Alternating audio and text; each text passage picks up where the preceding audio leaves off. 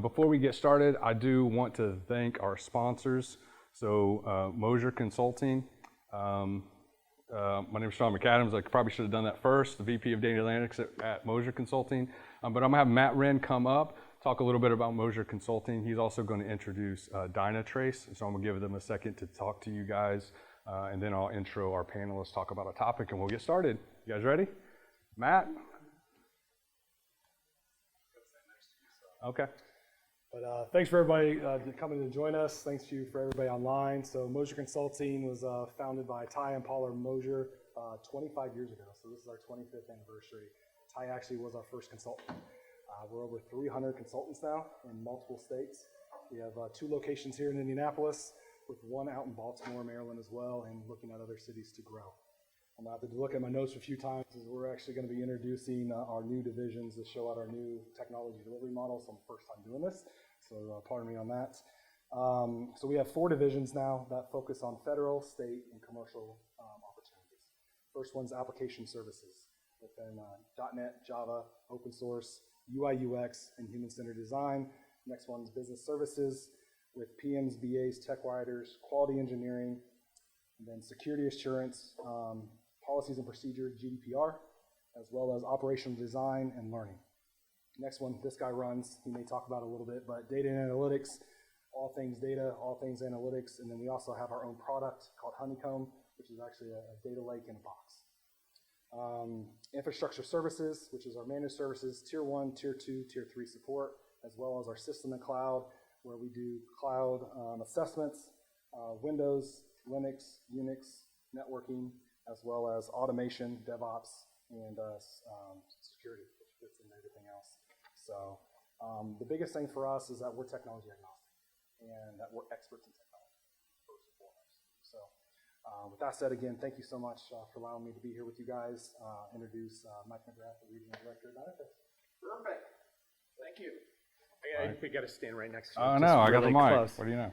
So, first of all, I want to say thanks to the Moser team and thanks to our panelists for coming out today. Super excited to be here representing Dynatrace. A couple key things, just highlights for us. We just eclipsed 3,000 employees. We obviously are a global company. Just celebrated our 2nd anniversary of going IPO, which is awesome. So, and things have been great.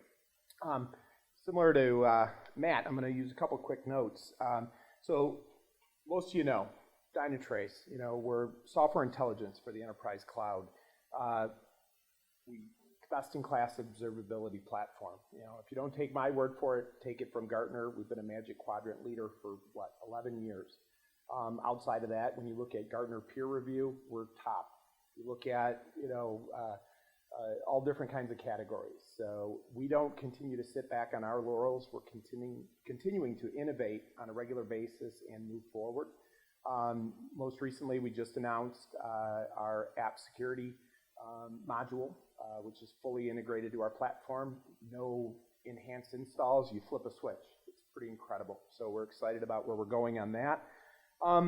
Outside of that, I would say, from an observability perspective, you think about applications, front and back end, digital experience monitoring, also another key component of what we do on a daily basis. Just super excited to be here today. And we've got our team, for those that are local and in the room, our team is sitting in the back, in the middle. But we're more than happy to talk to anybody who wants to reach out to us. So put it in the chat and all good. So thanks again. You're good. All right. Off to you. I've never had to play a mic before. That was interesting. I've had actually people hit me on the head and say, "Hey, is this thing on?" That has happened, but that's fun. So just rolling with it. So hey, today we're going to talk about a topic, modernization. I mean, that's kind of at a core, regardless within IT, how you support your business, how you can advance that. We're going to do that through some key concepts. We're going to talk about technology, but we're also going to focus in on people and process that are really, really critical when we're trying to advance and move technology forward. To do that, I have 3 awesome vice presidents of IT with me, so I'm going to introduce them and bring them in. First, T2 Systems is a leader in technology for the parking industry. So from permits to enforcements, pay stations, mobile payments, they provide comprehensive solutions for the parking industry, managing billions of transactions, thousands of IoT devices. So a lot of work go in. For those that even probably came in here today that parked, you probably interacted with a system that was supported, by T2 Systems. And so very happy to have Grant Dawson. Grant Dawson serves as Vice President of IT for T2 Systems. Thank you so much, Grant. All right, rjet.com. So if you haven't, if you've ever flown with American Airlines, United, Delta, you probably have interacted with some employees from Republic Airways. They have over 6,000 aviation employees, 200 jets. They service thousands of flights to 100 cities within Central and North America. And so today we're joined by Nirav Shah, who is the Vice President of Information Technology from Republic Airways. Nirav, appreciate you. And last but not least, SMC Corporation is a leader in pneumatic technology, providing the industry with technology and products that promote automation, which is kind of nice because we're talking about automation today within information technology. They have production facilities in 30 countries, sales networks in over 80. I actually don't know that there is an industrialized country that you guys probably are not involved with. Global company, Mike Loggins, the Global Vice President of IT, is here with us today. He's going to round out our panelists. So Mike, yeah, appreciate it. Have a seat. All right, so thank you guys again for joining us. Be able to talk about automation and modernization. So, as I said, we're gonna hit topics of tech. We're gonna hit topics of people and process. I already know, having talked with these guys, they would so much rather focus in on people and process because that's so more important, even though the titles are information technology. But we're going to hit tech first because I think it's important to give some context behind the initiatives that their teams are working on. And then we'll talk about how people and process sort of affect that. So I'm going to ask you guys first just to talk about either current, future, or past modernization efforts that your teams are focused on, just to give some context, if you will, for the audience. So let's start with Mike, and we'll come this way. Yeah. So with SMC, we're on a big strategy right now to start consolidating. We have, like Sean said, over 80 sales branches, 30 factories, multiple warehouses. They've all been run autonomously for the last 60 years.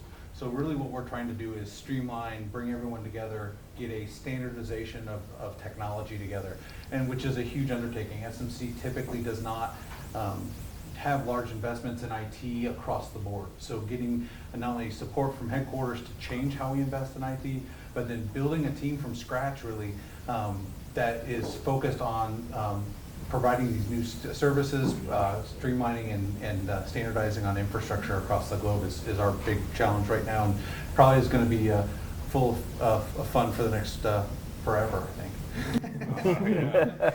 Grant, what are some things your team is focusing on at T2 Systems? Yeah, so for us, we have several different SaaS product lines that we operationalize, and throughout the years, we kind of joke at T2 we were doing SaaS before it was called SaaS, right? We just kind of had the products and threw them out there and sell them on a subscription, and we also manufacture home hardware, so hardware often comes with those SaaS subscriptions, and so over the years, you get some legacy products, you get the technical debt that you kind of compile, and so when we look at that, we're never going to go and just have a strategy where we're going to just reinvent the wheel, right? We're not going to go and just redesign an application from the ground up. Everybody knows you come in late on budget and on time if you try to do that. So our strategy has really been to, okay, how do we modernize and bolt on to our existing systems and add, containerization, our services where we can slowly start to move different features and products. So whenever we look at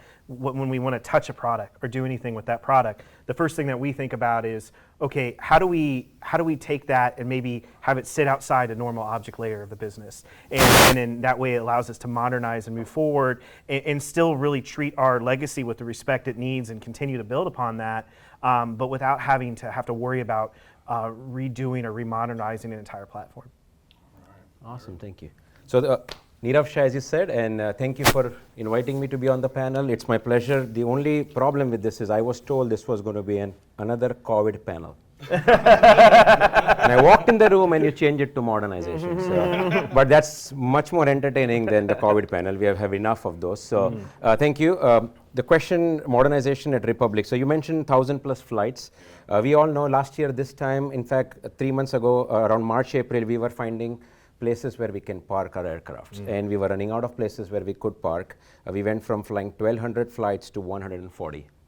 Now we are back to 1,250, and if we had enough staff to keep up, we actually would be flying 1,400 flights a day. We just cannot keep up. So if everybody talked about economy and they talked about V-shaped curve, we actually experienced that. We were here, we went down, and now if we wanted, we could be a lot higher than we ever flown in our 45 years history. How do we quickly recover? I think one of the big things we did over the last year is investment in technology. So it was not a pleasant conversation with the executive team when you're in the middle of a pandemic and you have 80% of your aircraft parked, and you go to them and say, hey, I want to invest in technology and do this. But luckily for us, our executive team knew that we would come back.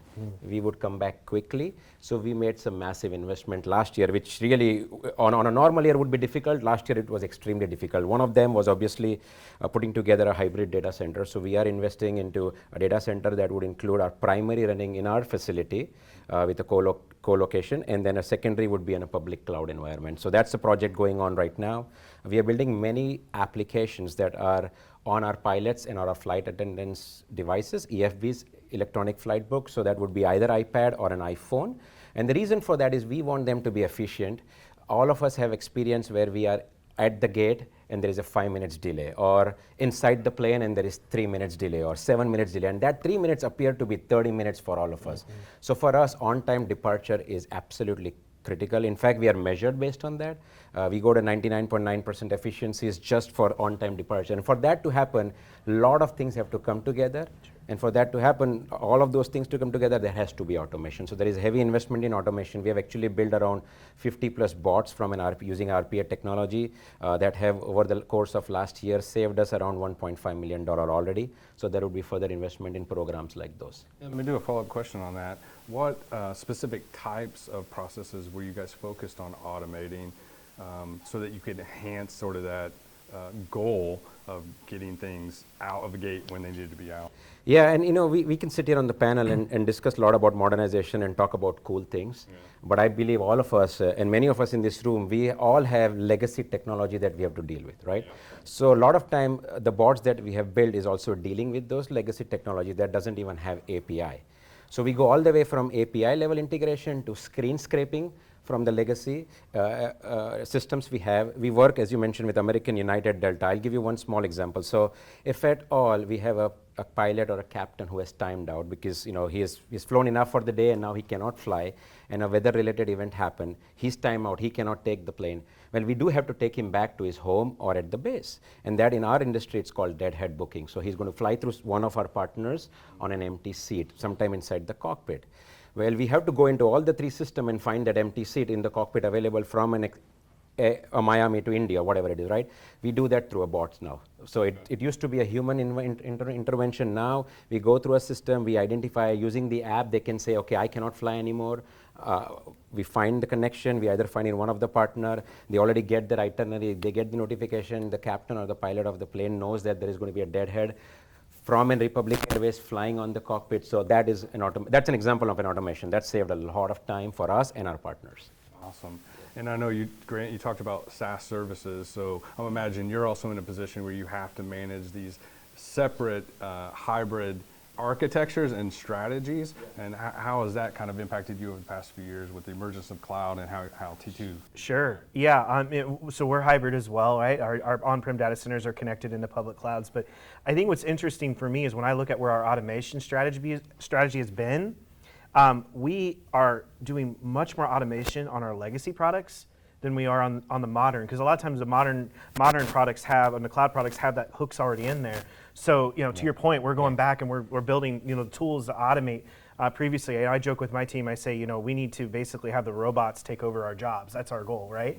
And so, you know, one of the things that we do when I look at, you know, our architecture, one of our products has thousands of Oracle databases behind it, literally thousands of instances of Oracle. And so that's not something that you can have manual interaction with on a day in and day out basis and be successful. But at the same time, operationally, we have to keep the lights on. And so when I go back to my team, one of the things we have to look at, and we say, we have to slow down to speed up. And so our strategy is, if we create, you know, if we can do automation in a month, and it means that we're going to have our close ratio on tickets go down, but the end result is going to be that we're going to free up an FTE or of time, you know, over the next year. You know, those are decisions that you have to make, right? Because you have to keep moving at the speed of business. And so, in some cases, we've had to create operational pain to move forward with that automation, and then also basically steer the business and go, there's value in this, we're doing this for a reason, and here's where we're going to come out. If you do that, you better be careful, because you better be right. And we've done that a couple times and have been successful in that. So it's really, for us, it's looking at areas where we can just go in and slow down, speed up, and make those improvements and automate tasks. And then we're at the point now where it's kind of it's a neat place to be, where we're looking around, we're going, okay, what next? Because once you catch that bug, it's like a drug. You just want to automate everything, right? Yep. Automate all the things, right? I have a post on LinkedIn right now. I'm trying to hire someone, and it's like, I need someone who can automate all the things, right? That's what I want. And so that's kind of been our strategy. Now, if I can interject what Grant said, I think automation is garbage in, garbage out. So it's very important that we focus on the process and not automate everything. And then one thing he said is, I tell people that, you know, bots should take over our jobs. I just want to clarify, bots should take over our clerical and mundane jobs. Because when you go and stand in front of the business and say, bots should take over our job, a lot of people who are doing that daily, they start looking at you, you're going to take my job away. And that's sure. What we faced when we started the program. Yeah. And then we had to explain to them, no, it's the job that you absolutely don't like. Right. It's the mundane task. It's keystrokes right. that we want to take away. And when we explain it, in fact, our bot process actually ended up creating headcounts for us. Yes. Because efficiency, and we started noticing, oh, if we had 2 more headcounts here and they could do this intelligent mapping that we needed, that a bot at this point cannot do, I think let's do that. So I think yeah, and to add to that, the best people to automate, and I said that in jest because the best people to automate those situations are the people that are doing it already, right? Yep. I would rather not hire somebody who's got a developer who's got a lot of skills in automation. I'd rather train up one of the individuals that's doing that task over and over again and say, hey, you know, here's the framework, you know, go crazy, go nuts. And so when you do that, you elevate your staff to a different level. So I have people on my staff that started out in very, you know, basic IT administrator positions that have worked up the ranks into some of my most trusted analysts because they've figured out that they can grow, and the best way to do that is not wait for an opportunity, it's to basically work themselves out of their jobs right now. Yep. Yeah, for sure. Yeah, I think even from leaders, we're challenged with that mindset of working ourselves out of a job. Now, we're investing in leaders, right? So that has to be kind of at an exponential level for a global company. So I want to pick on you a little bit here, Mike, when you talk about IT, because how is that automation affected when you have so many different locations and so many different presidents of IT and so many different initiatives? How do you find that balance of managing all of those things that, you know, techs want to do? Both Grant and Rob were talking about we live right now in a world of legacy. I mean, you know, all these different SMC companies, that's all they are, legacy. So for us, from an automation, you know, it's almost impossible for us to try to do something at the macro level. Any kind of automation has to be at a micro level for what we're trying to do. Where we're trying, you know, and where we can't do it at the macro level is because we're consolidating into multiple data centers and smaller footprints, so then we can automate in those silos of compute. But, you know, at a huge level, there's not a lot of opportunity with what we're doing right now to do a large-scale automation. So we're really just trying to find those small nuggets, find those high effort, low efficiency, and the things that no one wants to do, that everyone hates to do, and try to get those off of the plate, whether they're in IT or outside of IT, right? And leverage that as our goal for automation. Awesome. And when you think about like trying to find those things and trying to see things, kind of throw a little ball here towards, Dynatrace and sponsorship. One of the things they talk about is obviously observability, right? How important or what role has being able to look at the IT resources across your organizations and using tools that allow you to see things? How has that played an effect on automation or modernization? And it's just an open question for anyone on the panel. I can take because I have an easy answer to that. I would love to explore that.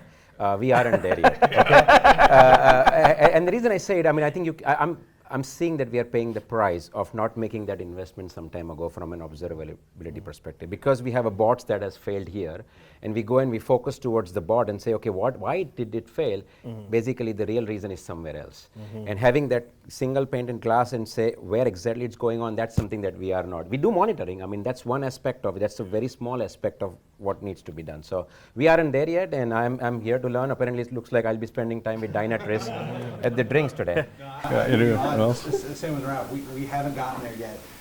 And really, the frustrating thing is that means anytime something happens, anytime, it's a reaction. Right? Yeah. So we don't get an opportunity then to prepare. We don't get an opportunity to make better decisions. We're just trying to restore services as fast as possible. So that ability to do observability really changes the game and allows us to figure out how to better respond to something, how to keep it from happening potentially, but then figuring out the right things to automate. So when something happens, the alert is more of, hey, this happened, fixed, rather than, oh, crap, everything is down. And now everyone swarms to go figure out what needs to be done. Yeah, and I hear it over and over again, right? We talk about like legacy, and somewhere legacy got a bad word, and I kind of challenge it. Is it really legacy if everybody has it, right? Yeah. So I remember sitting in rooms, right, exactly, vintage, right? I remember sitting in rooms and everybody said, you just need to get to containers. Well, why? Because that's the future, all right? So then we get on Docker, and they're like, you're on Docker? You should be on Kubernetes. It's like, so for us, we joke, when we look at observability, one of the things that we say is when I look across, our stack, obviously uptime is what we live and die on, right? And when we're a SaaS product. So that's important to us. We have to know what's happening in all those different places. And I'd like to say that we've cracked that nut completely. We certainly have not cracked that nut completely, but areas where we've been successful is where we really try to tie it back to a business outcome and look at the business process side of observability and what the outcome of that is, and not necessarily, okay, what's the health of this service over here, what's the health of this service here. So I'm a big fan of, can I build a synthetic transaction around it? Can I build what the user would experience? Because that's gonna tell me a whole lot more. One of my team members, it cracked me up. He said one day, now that we've moved some of our services to microservices, when we have an outage, it's like solving a murder mystery, right? Whereas before with legacy, it's like, oh, well, the database server's down. Now it's like, well, is it this service over here, this service over here? And so we've exponentiated the problem, and we didn't realize it. And we've used tools like Dynatrace to solve that. So I'll give them a plug because that's where they kind of figured that out. You've got to have that whole visibility. So yes, you should talk to them. I should. Okay, all right, got it. How about that? Yeah. Remember that, my renewal. Yeah. All right. I almost think a lot of times legacy, this is Sean's take on legacy, is that a lot of times we use that conversation to kind of defer responsibility, right? That was totally from the previous administration. That wasn't something that we were responsible for bringing. I don't know what the term limit is on that. We do have a question online, and I'll leave it open for the panel, so one person. So what are some tools that you've had the most success with in automating tasks? You talk about RPA, maybe we want to talk about specifically a tool you've used. Yeah, we are using currently Automation Anywhere from an RPA perspective. Awesome. And then anyone in the room have a question around technology, modernization? Put you guys on the spot here. There we go, right in the corner. Have you used any low-code, no-code platforms in this automation process? I know that a lot of people are talking about them. We actually are considering one right now as we speak. So I won't give you any name because we have a front runner there, and then you lose the negotiation leverage. But yes, we are actually looking at that. So Automation Anywhere definitely helping us from an RPA perspective. The low code, no code, there are certain business cases that fits very well for us. Creation of forms, dynamic forms, things like that. So that's where we are focused on. Specifically also, it allows us to go to market a lot faster and we all are facing talent shortage, and it's tough to go and recruit more and more software engineers, senior software engineers that can do that. So the platform like those would really help us. We definitely leverage those, especially where we need the business to take a more active approach and roll in that RPA conversation. So what are the reports they need to be done? What tasks are they constantly working on? Using those low-code, no-code type RPA systems, we've been able to free up a lot of that time, but not having to necessarily have a lot of IT involvement in it, giving that to the business to go. Yep. Awesome. So that was a great segue, Rob, that you had there when you talk about finding talent. So Yes. let's switch our mindsets and focus on All right. that, Yes. and we get to talk about people. Yes. All right. Hopefully in a positive way. Okay, all right, we'll try. You know, hey, a lot of part of what you do, and I think is overlooked when you lead information technology, is really leading people. And so I'm going to put the talent and finding talent to the side for just a second. In the context of modernization, Rob, how do you influence people as an advocate of advancement? That's good. I think somebody once told me, this was around 4 years ago, and I'm not trying to age myself, but he said that you should spend the first 40 years of your life building your career, and then spend the next 40 years of your life building your legacy. As a leader, I see the legacy of me should be the number of career I had a positive impact on. So it is my responsibility to go to each and every people of mine, challenge them to grow, give them an opportunity to grow. In today's world, in today's highly competitive world, when you give them an opportunity to grow and they do grow, they're going to leave. And that is the right thing to do. Because you can advance them to a certain level, and if they have the skills to get beyond that, you should be their number one cheerleader. When it comes to modernization, I think change management is the number one thing there. You know, when you sit in front of and start talking about, hey guys, we are taking all our objects to cloud, or we are moving to containers, and a lot of time, you know, it's human behavior. You know, we face this, what? I'm supposed to do this, and what's going to happen to my job? And is Grant going to just replace all of us and get people who have already done that? That's never true. I mean, as a leader, you never do that because you need the knowledge, right? But you have to encourage them, and you have to say, hey, first of all, and one thing I've seen where the leaders have failed the most is they paint this rosy picture. Hey, once we get to AWS or we get to Azure, this is how it's going to look. And they forget that it's going to be a painful journey. Right. Okay, so it's important for the leader to stand in front of them and say, it is going to be painful as we go through this, but we are, as a leader, we are here to support you. We will provide the training, access to partners who can help us get through this process. And then the other side, now your resume would look completely different than what it's looking today. That's the only way you can get, you know, be their cheerleader and help them grow. And please, I encourage everyone not to be selfish. Like, you know, we talked about a few minutes ago where we would compete among ourselves about like, hey, this is a talent. I don't want to lose it to SMC, and they don't want to lose. That's no longer the case. Yeah. And we all have to work together. Yes. That way we keep the talent here in the great state of Indiana and keep promoting them. Yeah, absolutely. You know, when I look, you echoed it, right? I mean, for me, it's when I talk to employees about, hey, we're going to go this direction, we're going to modernize, we're going to do these things, there is that trepidation initially of, oh goodness, like, do I have the skill set to do that? But you know, here's the good news. By the very definition of modernization, nobody has the skill set to do it, right? Okay, so let's start there. It's not like we're going to go out and find somebody that has 10 years experience in, you know, Kafka, because Kafka's not been around necessarily for 10 years, right? So, and so from my perspective, when we look at it, I always look at it as an opportunity to get people excited about the chance to really advance. And so when we build our team, I made a decision, you know, several years ago that we're going to hire generalists. Even though I may really, really need somebody that can specialize in this tool set, the reality is that 6 months later, I will not need someone who specializes in that tool set. That's just the reality of our jobs. So when you hire generalists and you encourage them to kind of branch out across the tech stack, they get excited, and and all of a sudden something clicks. And then basically you create an environment of learning consistently. Yep. And when you do that, like, that's the best thing they can do. So if I'm looking at a legacy, I want someone to say, hey, when I worked in Grant's organization, I felt like I always had an opportunity to add value to the business and learn something new, and I never was shoehorned or pigeonholed into this particular task or this particular group.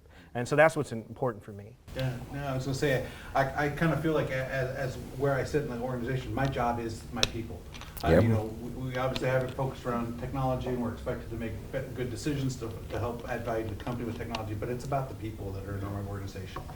And much like both of them said, you know, I need the people who want to grow. And I want people to get better. I want people to have the marketable skills that one day may get them out of SMC. You know, there is no better feeling than having somebody that worked with you, that you train, that you help grow, be somewhere else, and then, you know, and be successful there. I have a lot of pride when that happens, because I think as a leader, that's our responsibility. And, you know, like Narav said, keeping them here and, you know, keeping those jobs where we can inside of a, you know, group of companies, and keeping them here in Indiana is huge for the state as well and the local economy. So, you know, making sure that we're not trying to compete with each other is huge. And for me, you know, it's when somebody comes and has the opportunity and takes that chance and brings passion to something that they are, you know, my goal is to get out of the way, find a way to let them go run with their passion. And support that and let them go. You know, so we have some people who are finding themselves. So you know, they may, you know, peak into certain types of jobs off and on for several years, then they find it. We have some people who know what they want to do, and we help get them to that place. But you know, definitely don't want to pigeonhole anyone. Definitely want to make sure that the employees, the people who are doing the work, are the ones really guiding how I support their career, and not me just dictating here what everything goes. Knowing that the journey in IT modernization may be a little difficult, right? May be challenging at times. How do you keep the stoke level high? You know, when you're investing in people, like, how do you keep them excited about the things and the initiatives that you're wanting the company to invest in? I think making sure everyone understands the vision at the end of the day is huge. Yes. They need to understand where we're going, and then making sure we're very deliberate about celebrating successes. It's real, you know, it is messy doing what we're trying to do. I mean, there's no easy way to modernize. There's no easy way to operate IT anymore. So, you know, as we're modernizing, which is going to be messy, it's going to be dirty, it's, you know, everyone needs to be able to embrace the suck. And to be able to do that, you need to be able to celebrate those wins. You need to be able to make sure everyone understands the good things that are happening, the work that people are having, so then there's a drive to want to continue better. It's also really important to, you know, celebrate the failures. Where have we tried something and not done well? What did we learn, and how did that affect us? And you know, see that as a win down the road.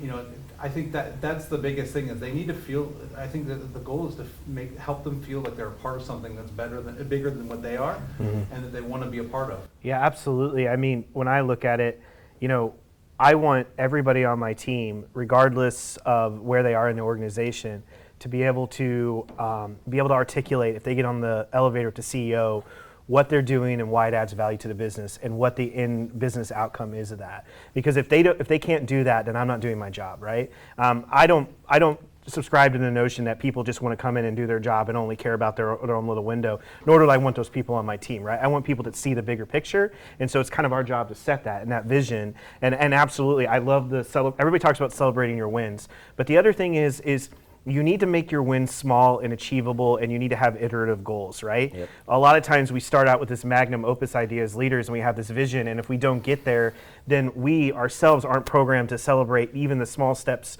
along that journey. And our team, you know, they could have killed themselves for, you know, that first line on that Gantt chart, and we're over here thinking about, oh, what are we going to get done in Q3? And so for me, it's really being able to dive down deep enough to be able to say, hey, what you did, that got us here. And if you hadn't done this, we're not even moving there, right? And really articulating that. Oh, that's awesome. You know, one of the things, so I'm new to the VP role, right? And I was looking at how we kind of do meetings and didn't want to get into status meetings. So I created this concept called Visa, and it's how we'd run these strategy sessions rather than doing. With your credit card? Yeah, that's right. I would pay for them. Everybody would be super. That's it. Hey, stoke level is high.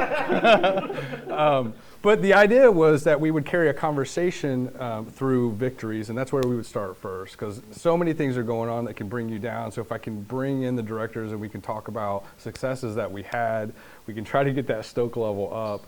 And then, yeah, we're going to go into I, which is issues, solutions, and then actions. Jury's out on the success of that yet, because I'm just doing it, but I have seen at least the first part of those conversations, everybody looking back on, oh, well, this was a success, whether it was small or big, and it's been beneficial. I did come across, though, a video about 10 years ago, Mike, where you were able to give props to IT.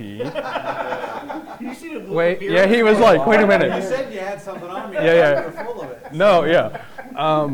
And you were able to lay down some pretty cool rhymes and rap. It was sick beats. Yeah, it was really. And so I thought that was great. But even those little things where you do that and you put out, people enjoy it, lifts up, there's particular spirits. And so I got to see that. You'll have to blame Adrienne for that. So if you ever connect with her, you can do that. She did share that with me. My best part of that clip, at the very, very end, you're on the back of a golf cart. I don't know who your associate is next to you, but he's making it rain, and you have a wad of cash, and you just go and throw the entire wad of cash out. But I thought that was super great. So it's nice for, I think, those that are delivering all these modernization efforts be able to see us in those unique ways and give props in that. So I thought that was great. I think that's probably about 10 years old, so you're going to have to give yourself a little bit more time to work on your rhymes and do it again. But I was going to give you some props for that, because I really enjoyed it, so I can't imagine how much the folks that work for you enjoyed it at that time.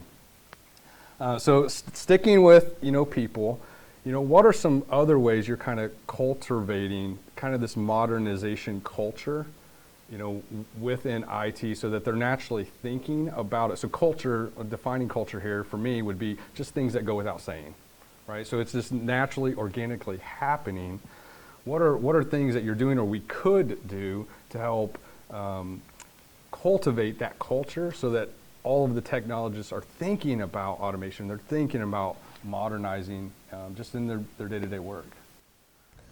I can take that one, at least start. I think number one, you have to, and I think Mike said this, you have to celebrate failure, but what I'm trying to say is you have to take the fear of failure away, because I think that's holding people back, because they're afraid that if they fail, they get one strike and no three strike, that kind of stuff. So you have to first take it away. You have to encourage people to say innovation is the only way we continue to serve our business.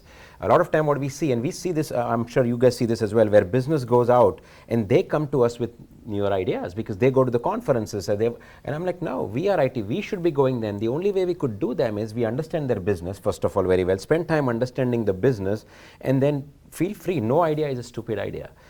Third thing I would say, and I know this is not a diversity panel, but diversity plays a very key role when we start talking about creating that culture where innovation, experimenting, hackathons, it's just norm. And I think diversity play a role, because I remember 3.5 years ago, I started this job and I entered the room and there was no diversity. And I was wondering why we weren't an innovative culture, why we weren't. And as we started making a leadership team and entire department more diverse, it's naturally started to be, because people challenge each other. They come from different backgrounds, and that helps a lot. Those would be my three at least. Yeah, when it comes to building that culture, I think you hit it on the head. It needs to be a safe place to fail. You need to trust your team. So that's a huge, and as a team grows, as a team tries things, there's going to be conflict. And I think making sure that you can handle the conflict correctly, and really it'll help continually build that cycle of being able to innovate. Also at SMC, along the lines of what Rob was talking about, understanding the business, we've been for the last, we had to take a break because of COVID, but we had about every quarter or so we had what's called an open space event, which is a great opportunity to allow people from IT, from anywhere in the business, anyone in the company is allowed to join. And we're allowed to talk about topics that affect the business, that affect IT. We get people outside of IT chiming in on IT conversations, so we get a different perspective. we get to understand and learn what they're trying to do and why it's important to them. And it brings a lot of different understanding there. So then we walk out of that with experiments, with knowledge, with understanding, with compassion and empathy for what pain sometimes we cause. Yep. And they, the Yes. same, the empathy and compassion on the pain they can sometimes cause us. So it really changes the whole culture of the company to a certain degree, to start not just worrying about innovation from an IT standpoint, but then innovating as a company as a whole, but knowing that we have a part to play in that. Yeah, and I'll just add one thing, because these are great comments. I echo all of it. But the other thing is I think as leaders, we have to be vulnerable. And the best conversations I've ever had, it's important that when you're in the room, that you are not the smartest person in the room. And so when I'm on the call with my directs, I'm just absolutely humbled when I'm in the room with them, because these are just really smart people. And the best outcomes that we've ever had, whether we're in adversity or we're dealing with an issue or an incident, whatever it might be, is when I've just made the comment, I have no idea. Does anybody have any crazy ideas? Because if you always have an answer and your approach is a Socratic method of getting everybody to feel your vision, then you're never going to grow as a leader either. And so when you open yourself up to humble, and like when we were going through, I know this isn't a COVID panel, but when we had people spread out all over and things were kind of in disarray, that affects the team. And so, rather than, kind of just being able to say, oh, I've got all the answers. We're all remote now. We can't fly in and see each other. All that's gone, and we've got to maintain our data centers. What are we going to do? Rather than have a meeting where we just went, hey guys, this is our path forward, go. I got on a call and said, all right, anybody got any crazy ideas? Because this is going to be a wild year. And out of that came one of our biggest team building years. And, I'm blessed to say that we kept everybody on the team through all of that. And that was just because I think we just said, you're empowered to help us through this. This sucks. Let's figure it out together. All right, so I got a couple questions here that were really probably personal questions. Not personal, like I'm gonna ask you personal questions, but yeah, that's right. Let me get the Visa card. I feel like, personally, that it's important when you're in leadership that you're trying to take advantage of relationships outside of the company. And so I think it's become more common for having like mentorships, or either personally you have mentors, or that you are actually returning. You talked about spending the first 40 years, in the next 40 years, investing in others. Yes. So do you currently participate either in mentorship groups for yourself, peer groups, things like that are outside of your organization, as well as taking time to mentor others? Yes, absolutely. So the way I do that is, I run myself almost like an organization, and what I mean by that is I intentionally have picked my board of directors. All right. So they are a very diverse group of leaders. Some are in town, some are not in town. And they are intentionally diverse because that's where I learn the most and they challenge me the most, and I meet with them often. So they are the one who are mentoring me as I speak. And then I do the same. I return the favor for some individuals that either have worked for me in the past or have met through other networking events and have asked me to be their mentor. But both of those relationship has to be bidirectional, and both of those relationship needs to have commitment behind it. So, but absolutely, you have to do it. You have to. Otherwise the growth stops. And one thing I want to say, when Grant says earlier, like if you, as a leader, you fail if you are the smartest person in the room. So you better not be the smartest person in the room. Yeah, and absolutely. You hire everybody who's smarter than you and Yes. get the heck out of their way. Yeah. Any other comments on mentorship or mentoring? Same as Rob. I mean, Yeah. I know I got to where I was because of the community and that group of mentors that helped me figure out how I wanted to be, and I still tap into them. I know I'm not done growing and learning, so I still tap into those mentors, and yeah, absolutely through networks, through other groups, anything I can provide former employees, former colleagues, other network. I'm always willing to listen. I'm always willing to help because this is a small community, and Yeah. we're all in it together. Like I said, we're not competing against each other. We need to make sure that we're nurturing the environment. So. Yeah. Well, one of the critical aspects I feel like to modernization is how we're also taking a look at ourselves, and we're getting better. So when you get into these leadership positions, of which I think a large portion of our audience may be in, you get that initial opportunity, you get so tactical in the things that you have to do that sometimes you forget about how am I working on myself. And I feel like one of the things at least key for me is having people that you're mentoring. So being accountable and challenged to invest in people, but then also interacting with folks that still are pouring into you. And so I kind of just wanted to get your feedback on. From a mentor standpoint, one of the best things, like Naraf said, he picked his board of directors. You gotta have someone on there who'll call your BS. Yes. As we get into these rules, we end up building all this stuff that we think is happening or how we think we are, and it's not really what it is, and it takes somebody willing to tell us that, we're wrong or we're off. Right. To really get us to refocus and look at ourselves, to be able to make, continue to grow that way. Yeah, I always try to pick people that make me feel uncomfortable to mentor me, right?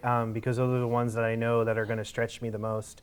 And I think the other thing is I try every year, and there's no formula to it, right? But everybody in this room can think of that one person that took a chance on you, some point in your life, right? Yep. So I try to look around for diamonds in the rough, and that one person that just no one's taken a chance on them yet. Yep. And I tell you what, I'm 5 for 5. Awesome. And it's just because I think people, when they see that, hey, this person sees something in me, and you sit them down, you have that conversation like, I see something awesome in you. Let's unlock it. What do we got to do that? I mean, just something flips, right? They're like, someone's my cheerleader. Someone's going to pick me up, and it's just a great experience to kind of to watch that play out. And I mean, I get chills thinking about it because it's, to me, there's nothing better. Nothing better. Any questions from in person about topics of people? Do have a question online. I am going to break a promise that I had made because we went through kind of the script and ideas for this, and there was nothing about COVID. And they said, hey, wait a minute, there's no questions in here about COVID. And I was like, yeah, no, I wasn't going to do that. But we do have questions about it, and so how has the pandemic affected sort of your staffing? Are you working remotely? Do you have mixed, or where are you guys at as far as your IT organization? So we have a hybrid environment right now. I think most of us have that, and I am at least bringing most of my department back on Tuesdays and Thursdays. But I have a reason for it, and I actually explained to all of them. I said, I'm not bringing you back on Tuesdays and Thursdays because of work. Because I believed, and we have proven to everyone, that we were way more productive when all of us were home. So this is not measuring for your work, and I had to be very clear with them. In fact, I am telling you very clearly, as you come to the office on Tuesdays and Thursdays, you are going to lose productivity. But I do want you to come, and everybody comes at the same day because I want to have those conversations about what car you bought, or what happened to your kids' education, when is the school starting. All that stuff is what we are missing. Initially, they thought like, why are we supposed to be going back to work? Like, the entire last year, he said, we are doing awesome and we have been the most productive, and now he's saying come back to work. But I had to explain it was to lose the productivity because we'll gain massive things. It's okay to have a short-term failure here to gain a long-term win, and that's what we are focusing on. Again, that's not required, it's encouraged. Yeah, and I would say WebEx is great, Zoom is great, all those things are great, but maybe I'm just old school because there's nothing more visceral than a whiteboard marker. And there's something about being in the room with your team and getting them together that you can have the best video crystal clarity and you're still going to lose some of that interaction. So for me, we were hybrid prior to the pandemic, right? And so we kind of just said our whole motto is whatever you were doing before, do now, right? So we have a lot of people back in the office, and it's really refreshing to see that. But I think the key is when it really comes down to it, you can work anywhere, but I think you still have to make a conscious effort to get everybody together periodically to really spark that. Because I'm just be honest with you, being away, I mean, for a whole year from my team, and like I'm going to Vancouver for the first time in a long time because they just opened the borders. I have a whole team in Vancouver, and being away from that, it's been tough, right? Because you don't have those experiences and those connections to break bread together. So I'm not saying you can't be remote, but break bread together, get on those whiteboards, and make time to do those things because they're important. And I think you're saying the same thing. That's very important. Yeah, absolutely. Yeah, I mean, we were very different here in North America. SMC, we didn't go home. Yeah. Because Yeah. of what the product that we manufacture and how it's used in the market, we were a critical piece of not only helping people stay safe, but all of our industries still were functioning as as necessary entities. So we were there, and SMC did a really cool thing and said, hey, if our factory employees have to be here, if our warehouse employees have to be here, we're going to be here to support them. So we stayed in the office. And, It's awesome. So from a North American standpoint, it was probably the thing that kept me sane. Being able to see people Yep, every day. yep. Yes. Being able to go grab lunch with somebody, being able to sit in a room and talk, being able to get in front of a whiteboard and let's have a discussion. I think that helped us quite a bit.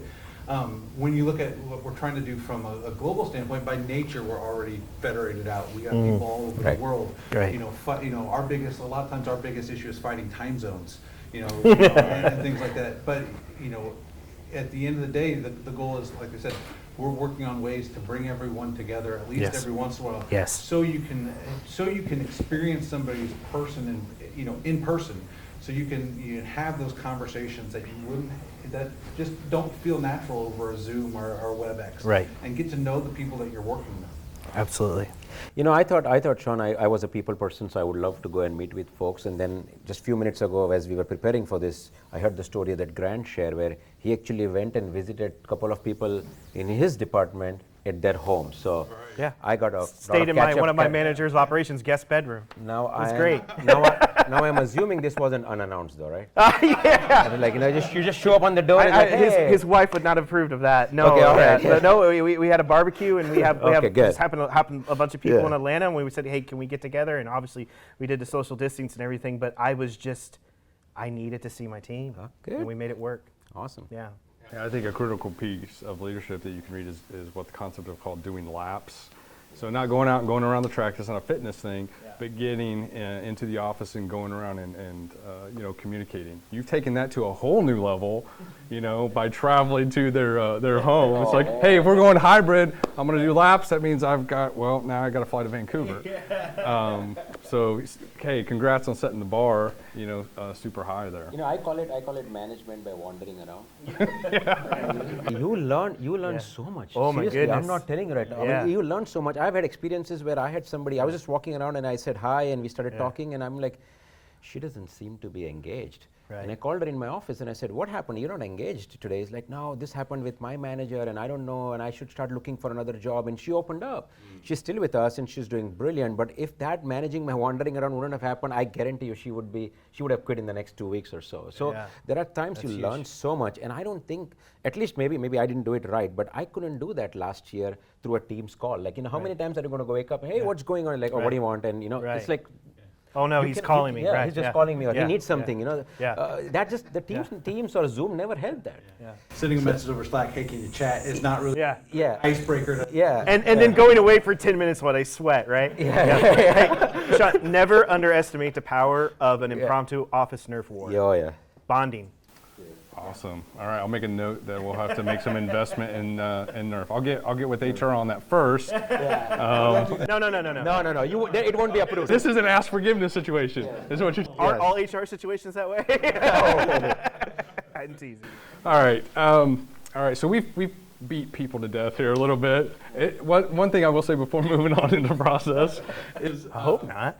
it's clear to see that as leaders in IT, you guys have a heart for people. I think we could spend probably the majority of this roundtable and even the networking talking about that aspect of our job. You guys take that very seriously, and so it's awesome to see that. With the concept of legacy, why do you think process is kind of in that same boat with the IT world as something that is this negative connotation? Because it slows things down in people's heads, right? Yeah. And then I one of the things that someone said to me, and it took me a while, I had to process it. They said, "I am too busy to be in a hurry." And so I've kind of adopted that with my team. It's like, listen, one of the great IT books, Phoenix Project, they says, any improvement other than the bottleneck is just an illusion, right? And we take that to heart, right? So for us, it's, process really, when done right, should speed things up. And if it's not, you've got the wrong You got process. the wrong process. Is that not the key to modernization efforts? Is that you're looking at advancing process? I thought it was complexity. Maybe.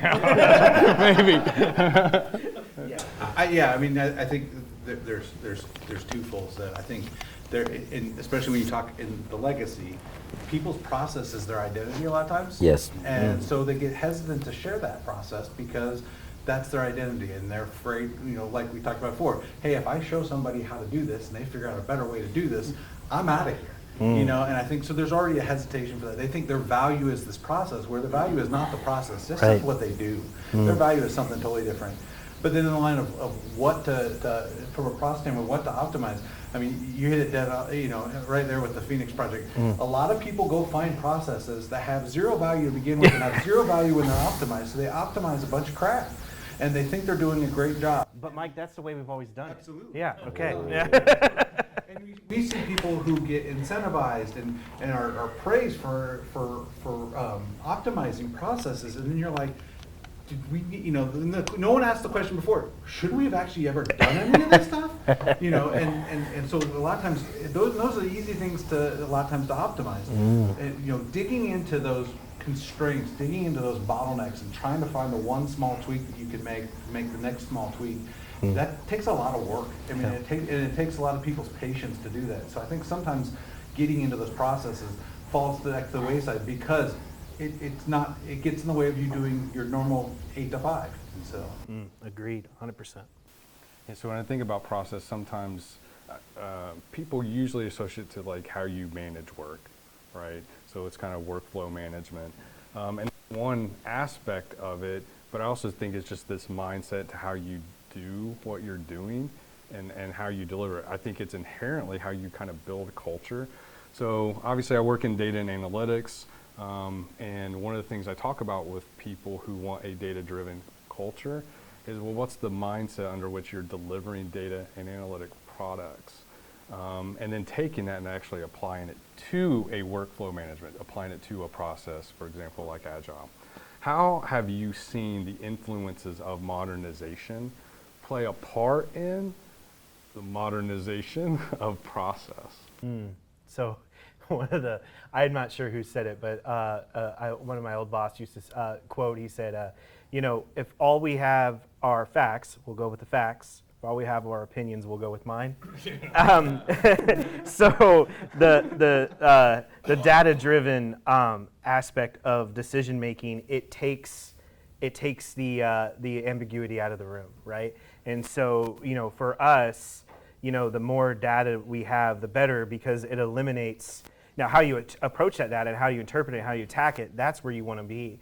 And so from a modernization perspective for us, one of the things we look at when we look at all our different SaaS product lines is we say, okay, can we get all the data from these things and dump it in and then get visibility that we can actually provide benefit, but not only to us, but back into our customers. So we have a unique situation at T2 where the overwhelming majority of our customers are not competing with each other.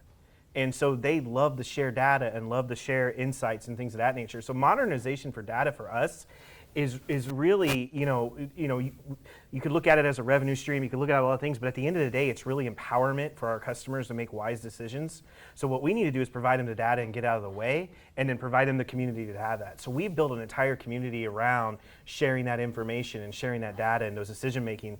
And so that's modernization through process, because we said, here's your data. Are you willing to benchmark and share it with others in your organization? Because you don't have one university competing with another in their parking departments. It just doesn't happen, right? And so that's been positive for us. Decision making through data is not truly a process. It's actually a mindset shift that many organizations, just like Agile, it's a mind shift. And a lot of time leaders fail because they look at it as a new process. And that's not what it is. There's always a human element, and I always say this, that data is helpful, and if the insight you get from it is brilliant, but there's always the human, the experience that needs to be joined to make a better decision. And I've seen it so many times. People torture the data enough that they can make it look whatever they want it to look like. And then the facts are gone. Then it becomes opinion, and your boss is right in that case.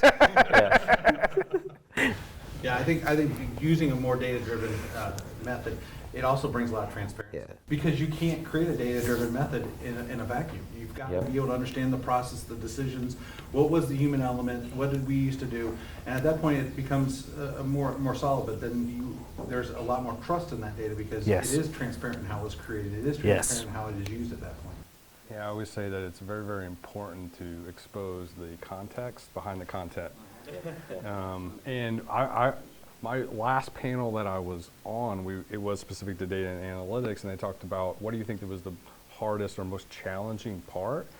And I was integrity. Everyone assumed I meant data integrity, and I actually meant people integrity, right? And so I kind of still maintain for data and analytics, that's still the biggest challenge, is not allowing people to take and interpret data into a way that really misleads folks. So I do have one final question for you guys. I know we're at the top of the hour, but before I do it, is there any other questions that we have, whether online or in person, that you guys have for the panel? You're like, no, I want cocktails and get back. Yeah, all right, you're going for MVP of questions.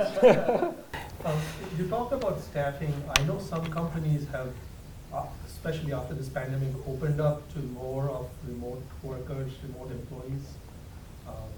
And some companies, like you said, are bringing everyone back. So in our company, for example, we want everyone still to be at least partially on site. How is it in your company? You know, Hiring change. and from a North American standpoint, and even from the team I have under global, selfishly, I love them. I would love them all in my office. I'd love them to be there. From a talent pool standpoint, that just doesn't always work. Right. So we have people all over the country, even working for the global group inside of this house in North America, and then obviously everywhere else in the world. It's already dispersed, but even them. Well, 3 or 4 people in Spain, they want to be in the office so they can talk to each other more and have that connection. So we're not putting any requirements from that aspect, which in some ways has helped us a little bit from how we recruit and how we staff. But if selfishly, if I had my way, everyone would be in the office. Yes. Yes, again. All right, we have 3 yeses. All right, so final question. We talked about tech, we've talked about people, we've talked about process. Which of the 3 do you think is actually the hardest to advance? Wow. For me, I think it will be process. Seriously, I think technology is the easiest of 3. People, if you do the right thing, if you know your heart is at the right place and you are going to help them grow and you accept that it's going to be a painful process, but we will support you, I think they get there eventually. But process, because people still love to use the 7 words, which is because that is how we have always done, and I don't like that. Yeah. Come back to me. All right. I was going to say the same thing. I mean, being, my background, technology was my background. I've done technology for years. That's the easy one. Yep. Pivoting and figuring out how you decide how to apply technology has always been hard. So it automatically makes people process the harder. And then just from a natural standpoint, even though people are the more complex conversation, because of how rewarding it can be, it doesn't always feel as hard as it actually is. So yeah, same thing. Process to me is probably the hardest to grasp. So I'm going to go against the grain, and yeah, right. It's shocking for those who know me, but so when I look at it, I think it's people, but it's not from a negative perspective. When I look at it, I think with the translation of how we do work as a culture, there's this mindset. And there's all those stories about can we move to a 4-day work week? What's it look like if we just work wherever, and all these different things. But at the end of the day, what I kind of just go back to is everybody. If you want to keep somebody and you want them to advance, you want them to feel like they're a part of the team, you've got to consistently make sure that they are aligned with the vision and that they are adding to the vision and they feel like they're on the bus. And when you have this spread out culture, when you have this spread out remote culture, when you have those things, I think anybody would be lying to say that that's hard. That's easy to do. And so I think when I look at it, it's less about the individual interactions. Individual interactions, great. But when you've got a team that's diverse and dispersed and everything of that nature, for me, I always am worried that I didn't have the right interaction with that person, or I didn't spend enough time in the hallway with that person. And you're constantly, from that heart of people, right, you constantly just like, you don't want something to slip through the cracks. So when I think about it from the standpoint of, I want to treat everybody on my team like the rock star that they are, and how do I do that? And how do I get that same, that mantra across the organization? And I don't always get there. And so that's just something I think we all have to work on, but that, to me, that's why it's people. Mike, Grant, Rob, thank you guys so much for your time. Let's give the panelists here a hand. Obviously, we'll break. For those of you who had joined us online and even in person, this was recorded, and so you guys will get an email link. There's also a podcast that Moser does, and so the audio version of this will actually be coming out over our podcast, so look forward to that. That podcast is called ASCII Anything, and so definitely would love for you guys to go out and hit the subscribe button. And like you can subscribe. Yeah, like and subscribe. Hit the bell. No, I don't have a YouTube channel, but you watch way too much YouTube and you know how to do this. That's how you know. For those that are here, obviously we do have gifts and we do have cocktails, and so we would definitely appreciate you guys to hang around, interact with one another, with the panelists. Thank you guys so much for being here. Again, thanks for the panelists, and a big, big thank you to Melinda and her team at Moser for being able to coordinate everything that went into bringing us together in person and online. Thank you guys so much. Let's go have some drinks.